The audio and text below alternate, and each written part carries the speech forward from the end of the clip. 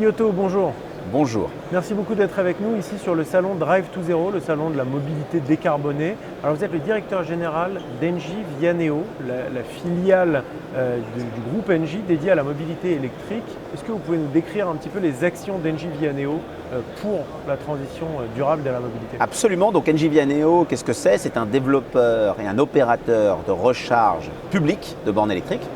Donc nous opérons dans 4 types de segments. En transit, très largement sur autoroute, où nous sommes le 3e opérateur de bornes de recharge en France, dans les collectivités, notamment les collectivités de Strasbourg et Marseille, dans ce qu'on appelle la destination, c'est-à-dire l'hôtellerie, la restauration, sur lequel on peut à la fois avoir un usage et puis se recharger son véhicule électrique. Et enfin, nous nous intéressons beaucoup à la question du poids lourd électrique, parce qu'on pense que la transition vers le véhicule à batterie se fera non seulement sur véhicules légers, mais aussi sur le véhicule poids lourd.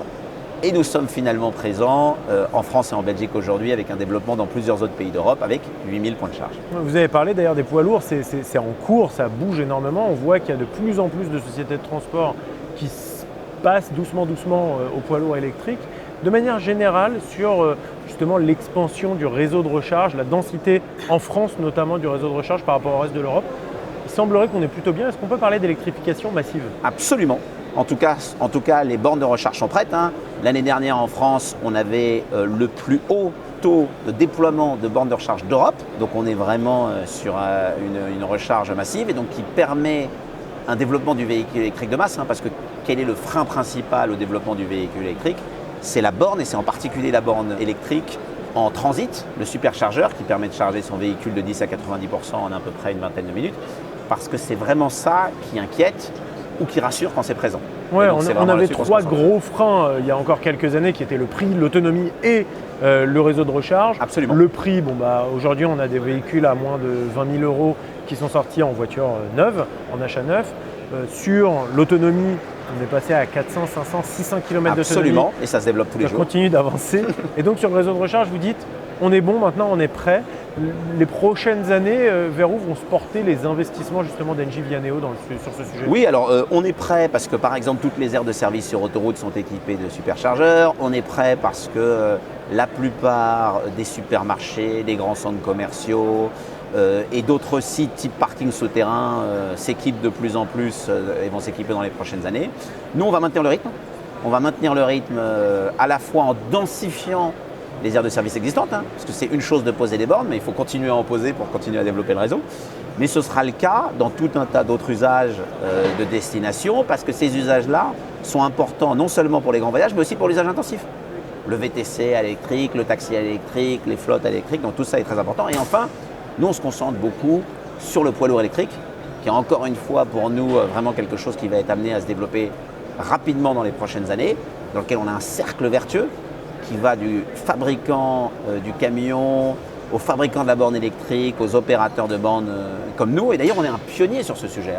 Le premier corridor sur autoroute de France dédié aux camions entre Paris et Lyon, c'est Engie Vianeo. C'est ça, c'est de réussir à créer vraiment le corridor sur autoroute pour que ces grands routiers puissent non seulement être chargés au départ d'un dépôt, puis ensuite continuer d'avancer sur leur route sans que ce soit un frein. Absolument. Et ailleurs en Europe également du coup. Absolument. Comment on fait pour faire cette jonction avec les autres services européens? Vous avez raison, ça se joue au niveau de l'Europe. Donc c'est des grands corridors européens et c'est pour ça que nous, en plus de travailler sur la France, de travailler sur la Belgique, on travaille aujourd'hui sur l'Allemagne et l'Espagne. Directement en tant qu'Engie Vianeo, via des partenariats? Non, directement en tant qu'Engie Vianeo. Et ça permet de développer un réseau, notamment pour le transport lourd, comme on venait de l'évoquer, qui a besoin d'être sur des grands corridors européens, puisque les camions évidemment ne s'arrêtent pas aux frontières dans les livraisons.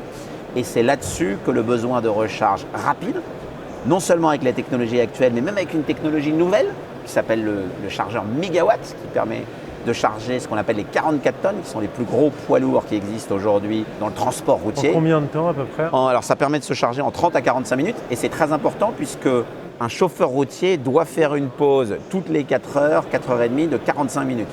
Donc ça correspond parfaitement à la pause du chauffeur routier. Vous travaillez, vous avez dit aussi, avec les collectivités locales. Comment ça se passe aujourd'hui pour réussir à densifier le maillage dans les collectivités locales, dans les villes, et puis aussi dans les zones peut-être un petit peu plus éloignées? les centres périurbains? Alors aujourd'hui, nous, on se concentre sur principalement les zones denses, donc les grandes villes ou les villes moyennes. Et dans ce domaine-là, on a une densification continue. Donc nous, aujourd'hui, je dirais qu'on a 3 grandes concessions, puisque c'est souvent un système concessif. Évidemment, on est dans un domaine public qui est concédé. C'est un système qui marche très bien parce qu'il permet à la fois à l'opérateur privé d'investir et de prendre son risque, et il permet à la communauté d'agglomération ou à la métropole d'avoir un développement maîtrisé qui ne lui coûte rien et qui lui rapporte même en redevance pour l'utilisation du domaine public. Donc c'est le cas pour nous avec l'Eurométropole de Strasbourg, dans lequel on développe l'ensemble du réseau de la métropole, avec la métropole d'Aix-Marseille-Provence, dans lequel on développe à peu près un tiers de ce réseau, et puis finalement avec la concession dans le nord de la Belgique, dans les Flandres, parce qu'on a une très large concession qui occupe une large partie des Flandres dans les zones urbaines et périurbaines. Et bientôt, vous l'avez dit, d'autres pays européens, dont l'Allemagne. Dans le mix énergétique que vous proposez aujourd'hui sur les bornes de recharge, est-ce que vous savez quel est le ratio, la place des énergies renouvelables? Absolument. Donc nous, d'abord chez Engie, on porte la décarbonation, c'est notre mission et c'est vraiment notre engagement. Et donc nous, on est évidemment à 100% d'énergie renouvelable, avec des certificats d'origine France dans toutes les ventes que nous faisons aujourd'hui en France. 100% d'énergie renouvelable? 100% d'énergie renouvelable avec un certificat d'origine France. Alors aujourd'hui, la manière dont ça fonctionne, c'est que quand vous achetez de l'énergie à un fournisseur d'énergie, vous pouvez sélectionner de l'énergie renouvelable et pour démontrer l'origine renouvelable de cette énergie, il y a un système de certification et on peut en plus fournir ce qu'on appelle des garanties d'origine. Comme pour votre viande, si vous allez acheter un steak, ça existe aussi sur l'énergie. Et donc nous, on a une garantie d'origine France sur 100% d'énergie qu'on vend. On le rappelle, on est ici sur le salon Drive to Zero, le salon de la mobilité décarbonée en France pour les acteurs de la mobilité décarbonée, privés et publics. Si vous avez un message peut-être à faire passer, notamment pour les acteurs publics aujourd'hui sur le sujet de décarbonation des transports, est-ce qu'il faut qu'on aille plus loin? Est-ce qu'il y a des grands chantiers à mener ces prochaines années? Alors il faut qu'on maintienne le rythme. Donc maintenir le rythme, ça veut dire maintenir le rythme sur le développement du véhicule électrique. Ça passe par exemple par les flottes. Il y a pas mal de conversations en ce moment sur les avantages en nature des véhicules thermiques versus les véhicules électriques. Ça, c'est un sujet important. Ça veut aussi dire maintenir le grand cap à l'échelle française et aussi à l'échelle européenne sur le véhicule thermique. Surtout que la technologie du véhicule électrique est vraiment là.